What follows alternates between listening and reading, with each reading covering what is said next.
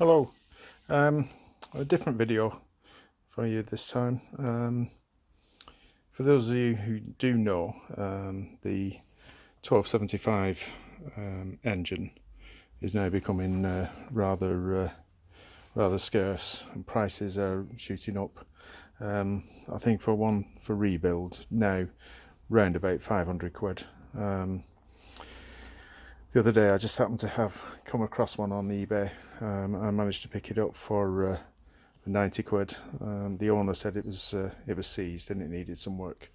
As you can see, the block itself is in fairly good order. The bores, you can probably just about make out there. Where they have been seized, there's a lot of marks. There's no actual gouges, but there's some surface rust. So the plan is to have this rebored plus 60. It has already been rebored on the pistons. It said that it had already been rebored to plus 40, which would have made it a 1293. But I'm going to go and rebore it again, which will make it a 1330, so it'll be a 1330cc. I have to take it in to be rebored, but I'm hoping there will be enough meat on, because it's a done thing, the 1330 conversion. So I'm hoping it will take out all the rust off the top. I think it will. I don't think it's actually eaten into the cylinders. But this engine, it has the 12G 940 head, which is around somewhere. And that's it. That's the head down there, which is the head to have. Obviously this one's come off an MG Midget, so it's got twin carbs. Obviously they'll be coming off, and a single HIF will be going on in its place. But the head looks like it's had work as well, so that's good news. But just to show you what kind of a mess the engine is in, or was in. Firstly, it was seized solid. There's just no way I could turn it.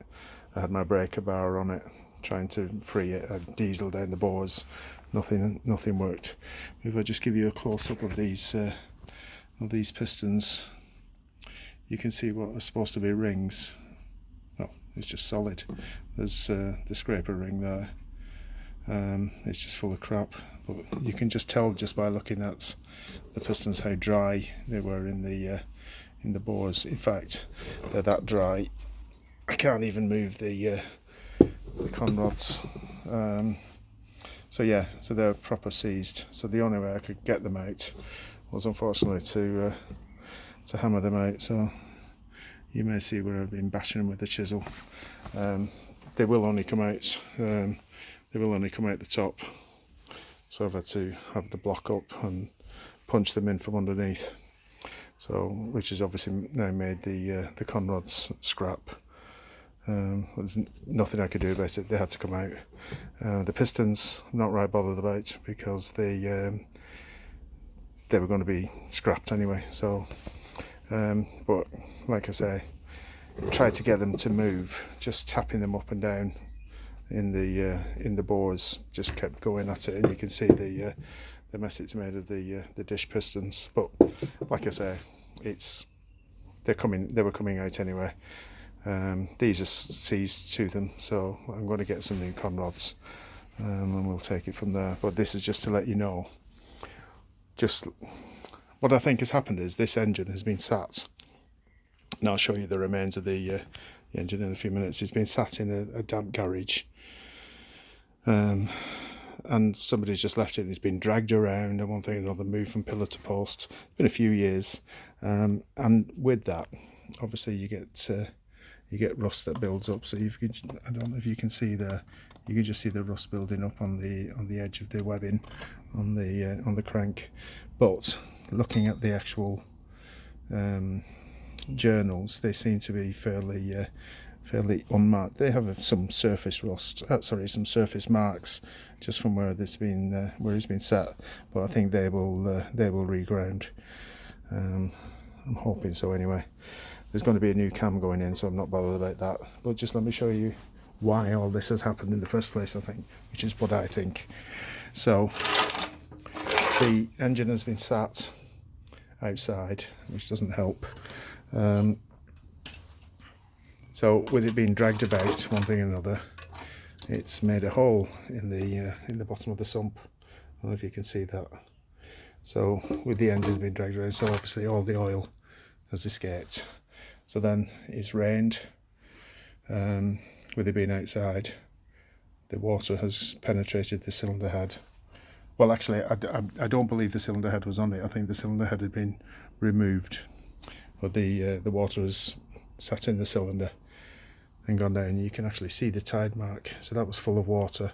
Then obviously, as it's been dragged around, we've got a hole then in the bottom of the sump. All the oil has escaped, but the water has continued. But you can only have to look at the state of some of the components. That's our clutch plate. So I can't really see that being used again. Although looking at it, yeah, it's had a bit of wear, hasn't it? But yeah, that's goosed. What's that? Clutch diaphragm, and the clutch plate itself is, as you would call, knackered. Likewise, the other side of the flywheel, if I can get it up, so don't lose those bolts. Bear with me.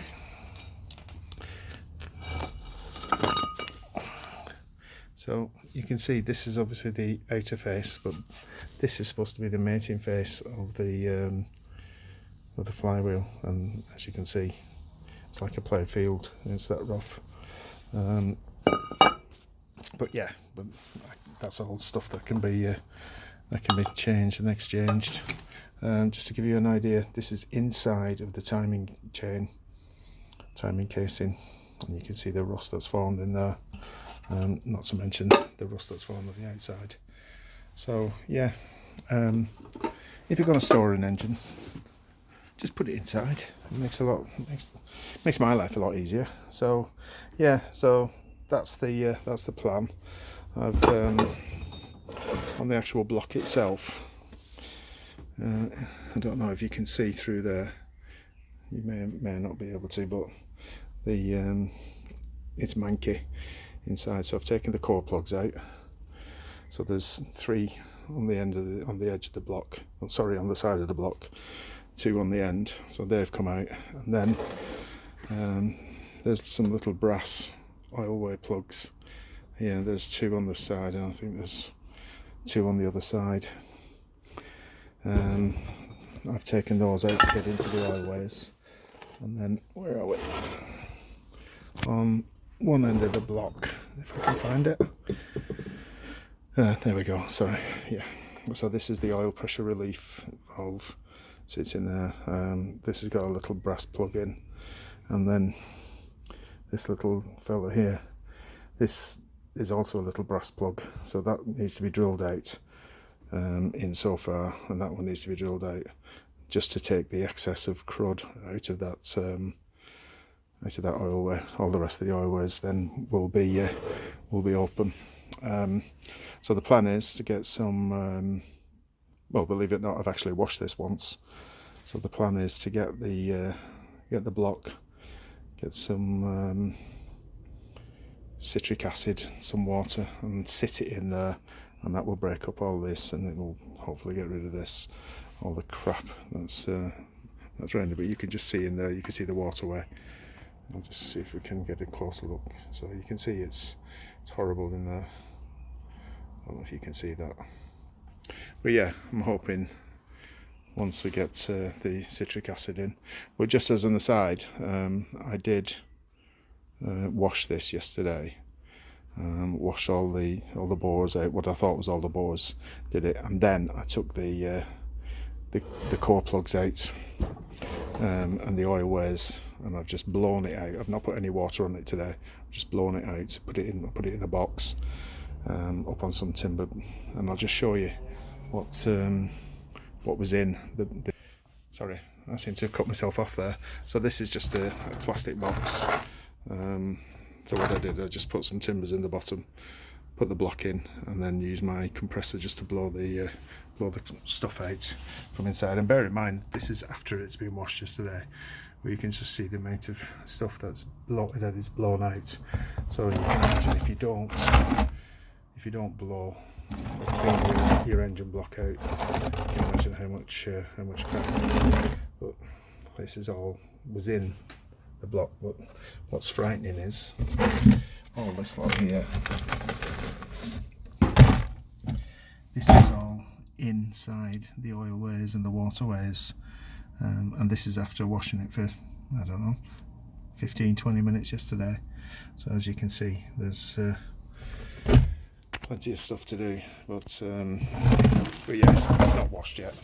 I'm going to clean this tub out, then I'm going to put the block back in there, fill it up with water and citric acid, and then leave it soak for a few weeks and see where we go. Okay then, just a bit of a different update rather than welding. Okay, speak to you soon. Bye.